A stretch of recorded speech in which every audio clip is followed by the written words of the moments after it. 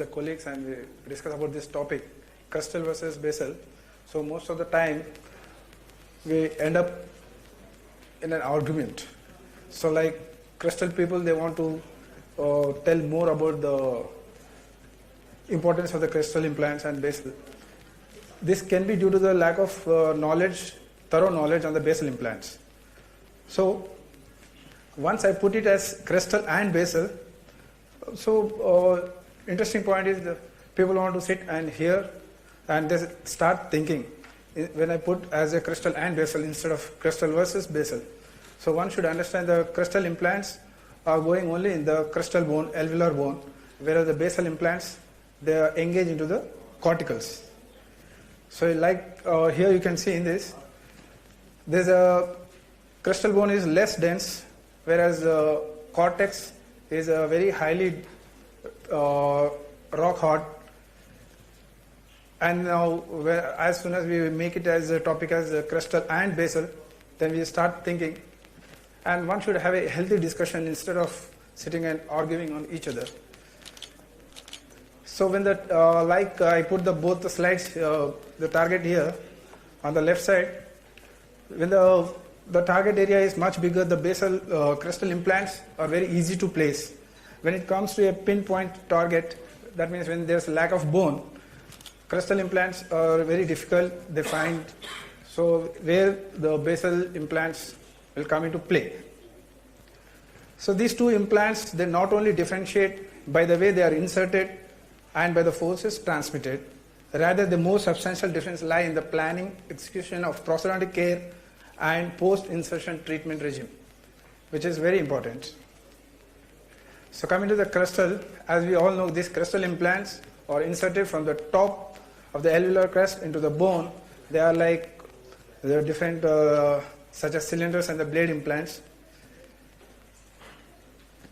And likewise, you can see in this, the crustal implants, when there's a good amount of the bone, minimum around 1.5 to 2 mm bone around the crustal implant, we can predict the success rate is good, high success rate. So that means you need a good amount of the bone around the implant. So all the crustal implants, they enjoy the high degree of the success, but the success is reduced when the bone augmentation procedure become a part of the treatment. So the predictability and success of the crustal implants will reduce when you are going for the bone augmentation. So and by this augmentation and all this, the overall cost of the procedure, everything increase, and the time we have to recall the patient for the second surgery, so which is the predictability will come down. So coming to the basal implants, these are inserted laterally and vertically.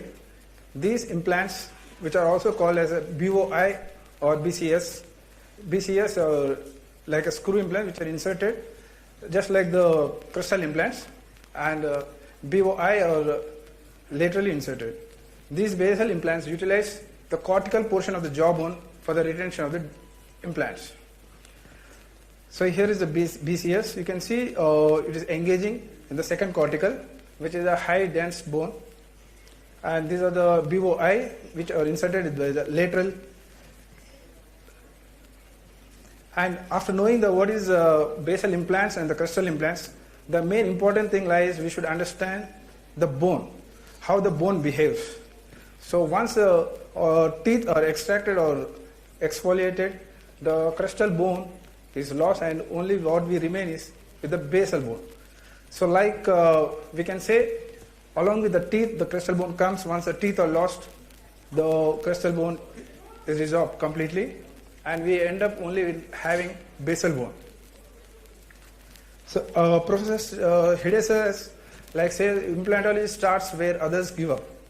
That's what basal implantology, we face all the most atrophied cases and challenging cases where we have solution for each and every kind of case. So here is the pattern. When the teeth are there, you can see the normal height of the crustal bone, and slowly it will resolve to a complete where only the basal bone remains. So this is one more the pattern which is showing that the teeth is present and the complete bone loss continues once